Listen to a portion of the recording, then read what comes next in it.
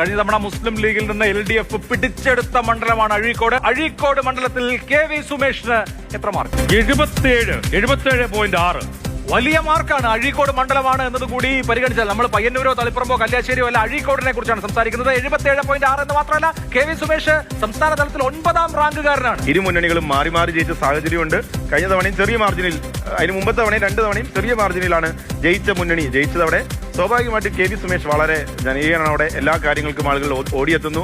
നമ്മൾ മുമ്പ് പറഞ്ഞ ജനങ്ങൾ ആഗ്രഹിക്കുന്ന വാർഡ് മെമ്പർ പോലത്തെ ഒരു MLA ആയിട്ട് അവിടെ അദ്ദേഹം നിറഞ്ഞു നിൽക്കുന്നു. സുമേഷ് വളരെ ജനകീയനാണ്. ആരായിരിക്കും UDFന്റെ സ്ഥാനാർത്ഥി എന്ന് അറിവായിട്ടില്ല എങ്കിലും മണ്ഡലത്തിന്റെ പൊതുചിത്രം എന്താണ്? UDF വീണ്ടും അഴീക്കോട് ജയിക്കുമോ? LDFൽ നിന്ന് UDF അഴീക്കോട് തിരിച്ചുപിടിക്കുമോ? ഇല്ല, LDF തന്നെ 48.75. ഇപ്പോഴും നമ്മൾ ശ്രദ്ധിക്കേണ്ടത് കണ്ണൂരിൽ അഴീക്കോട് UDFന്റെ അടിത്തറയ്ക്ക് കൊണ്ട സംഭവിച്ചിട്ടില്ല.